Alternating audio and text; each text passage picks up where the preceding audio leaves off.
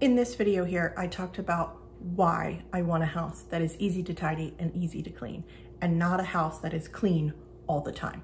The difference being it's easy to maintain and clean and tidy. In this video, I'm gonna show you how I do that. And I think the success has come from living with less stuff and creating systems that work for my family. Those two things together make it easier to tidy and clean the house and take care of it and be a homemaker. Welcome to the channel. My name is Erica Lucas. I'm really glad you're here. And in this video, I'm gonna share with you my kitchen reset process. It's a regular Friday for me. I'm gonna share my checklist with you, how I do it, and how I make my house easier to clean and easier to tidy on a regular daily basis by spreading out the work throughout the week. In no way is my house perfect. I have 3 kids. We homeschool. We're here all the time. That's my dining room right now, right? There's stuff on the floor, shelves, but my table's clear. That's not. Our schoolroom, that right there, I decided was a project I was gonna need help with from my husband to create like an area for the kids to charge all their devices. Still hasn't happened, still on the floor. My hallway, which I recently shared with you as one of the starting places when you're looking to declutter and trying to figure it out.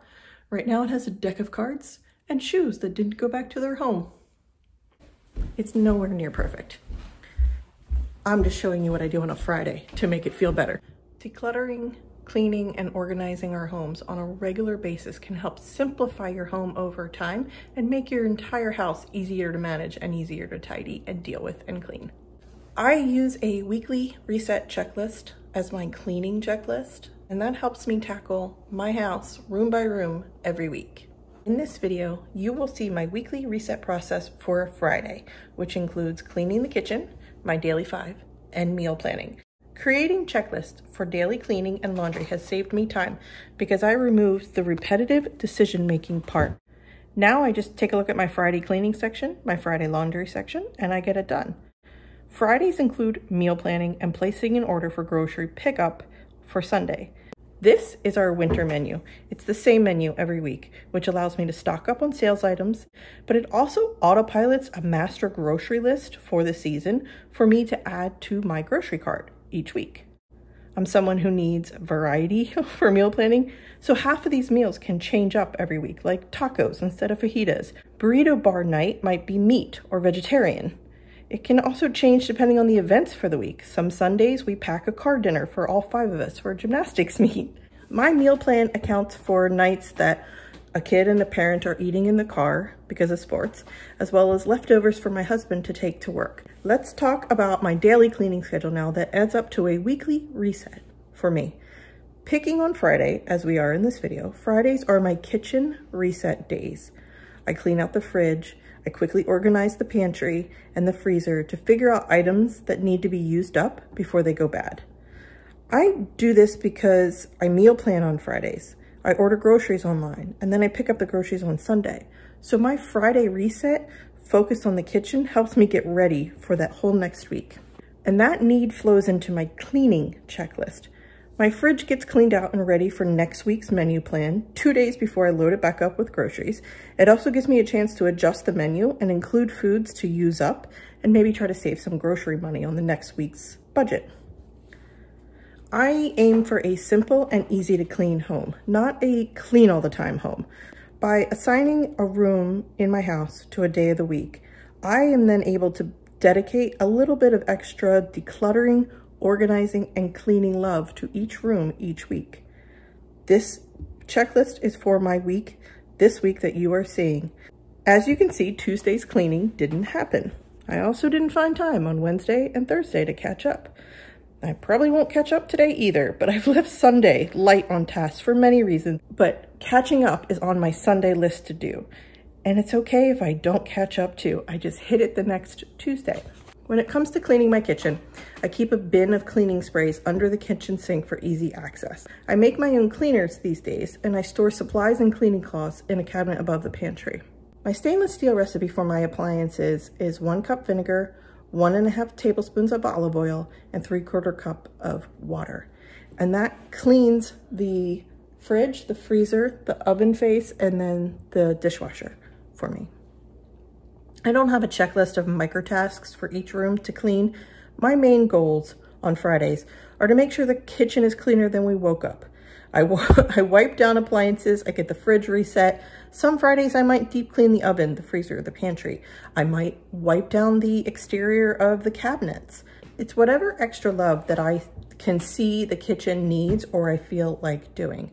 This week I wanted to improve our cabinet that has our countertop appliances. I don't have to walk across the kitchen to use the toaster, get it out, or to put it away. It's all right here. Many of the appliances in this cabinet are used by my older two kids now independently. The toaster, the blender, the waffle maker, the can opener. This cabinet needs to be decluttered and organized today because it's getting too stuffed. We can't even put back the blender base and the toaster because it's just grown too hard for us to be able to put things back. So I need to fix that. I'm going to try and use the 50% rule to make this cabinet more efficient. Just having less in here will make it more efficient. The 50% rule guides you to fill a space like a cabinet or a drawer or a shelf to 50% capacity to make it easier to manage. And to do that, you have to have less stuff in the space. Stuff the kids use that needs to be very easy to access. I'm debating whether I'm going to put cutting boards somewhere else. These are things that block the flow of the cabinet. This one specifically is massive. These are also things the kids don't use. I'm gonna donate this. This is a small little waffle iron. I was trying to like create some variety for waffles and just change the shape, but this is actually really annoying to clean. Nobody uses this. They choose this. I choose this waffle iron. This is now removed from needing to be reorganized. I'm going to donate this. If I want it to be 50% full and easy, I think this has to go somewhere else in the kitchen, but the rest of this could fit in with the stuff that the kids access a lot, and then it should be about 50%. The goal with this organization is to make this cabinet efficient, not crowded. That's it right there. That's more than 50%, but that is efficient because everything the kids use can be put away without having to move anything. The food processor in the back is less often used, more in the spring or in the summer when I start processing basil as pesto and freezing it, and then the rice cooker a few times a week. I think that's just going to be the best it's going to be for now. It's better. I am left with that beast and some cutting boards. You know, I could probably make space here for the Instant Pot. Let's see. This centralizes everything the kids need to make their own lunches or snack boxes when we leave the house. So centralizing it works. I could change the location to be able to use that bottom shelf.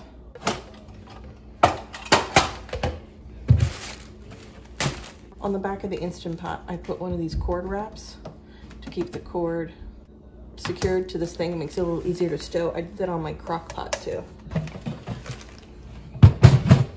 Okay, so I need it easy to get in and out. This side, because the dog's food goes here, because the dog eats here. What is this? This is a duplicate item. I mean, you can tell that I don't use it. It's so clean.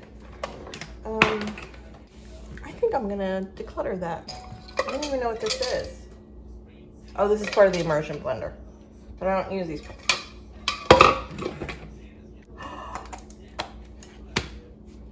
Well, look at that.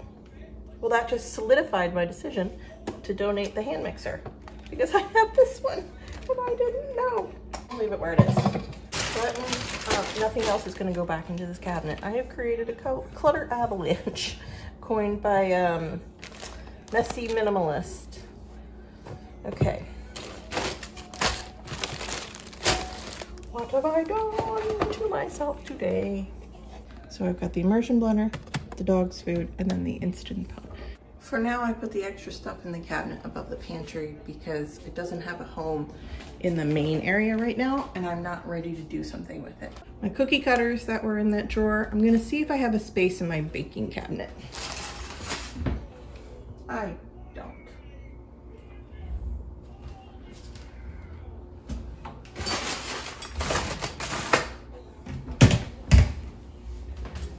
This is from the Royal Albert collection, Old Country Roses. It has some value, but it has a monetary value. I could sell it. But for me, it has sentimental value. It was my mother's. I am nowhere near a place where I'm ready to let go of some of her things at this time. So for now, I am gonna keep it and try to find a place in our home.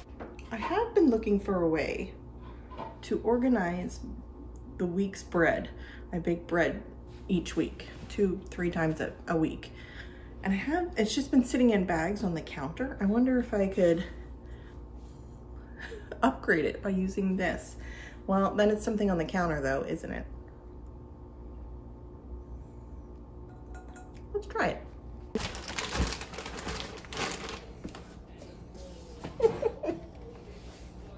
Now, you know where bread goes?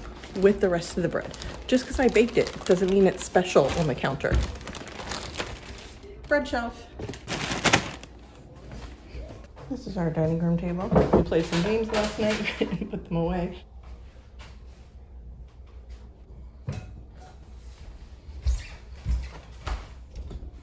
I don't want to get rid of it yet, but many times, and many times on this channel, I have tried to find a purpose for this bowl. And it keeps getting tucked into a cabinet or not used. And my mother would not care about this bowl. She would be like, Erica, get rid of it. Who cares? It's a bowl. And I'm forcing it. I'm forcing it because it was hers. I'm not forcing it because I like it. I'm not forcing it because it's practical. It's not practical. It's fragile. And in my house, nothing that's fragile survives. I think I just talked myself into selling it.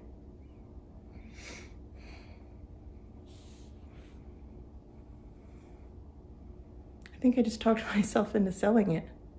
Donating. Probably selling. This is just lemon blueberry cake for the week. Cutting boards. That's where I left off. Yep.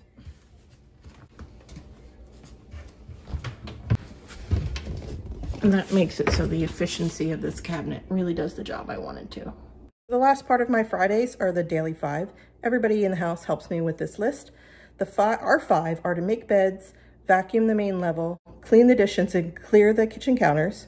Sometimes that has to be done a few times during the day. Tidy the main level and then laundry. I have 3 kids and they have a chore related to this daily 5. My 7-year-old empties the dishwasher every day. My 9-year-old tidies the main level and my 10-year-old tidies the main family room because it gets the messiest. That enables me to load the dishwasher, get the dishes off the counter, and it makes it so I can run the vacuum quickly.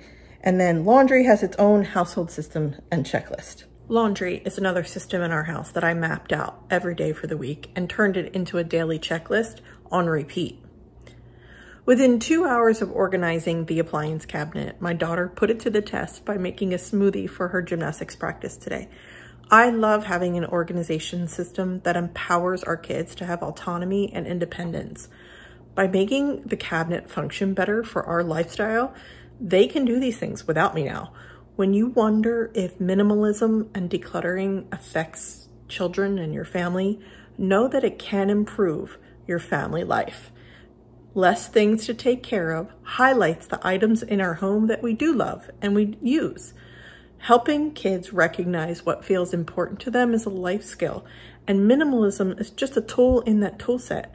I think the kids have grown with me over the last 5 years when we talk about belongings and decluttering, and they know how I approach stuff now, and that I completely respect their decisions about their stuff. Messes are a part of living in a house with kids, and we've learned along the way that systems and routines make it easier for us to take care of our home together. And now that they're older, the responsibility for homemaking is shared with my kids and my husband because I've nailed down systems and checklists that make it easy for all of us. My daughter had used my camera when I didn't know it, and she recorded herself. I wanted to share her words with you because I try to share them here on this channel often, which means she has heard me say it. 1 shelf at a time, 1 drawer at a time, 1 day at a time. Small decisions make a difference. So here's her video, And her words at the end are so powerful coming from a 9-year-old's mouth. I'm gonna organize. What about...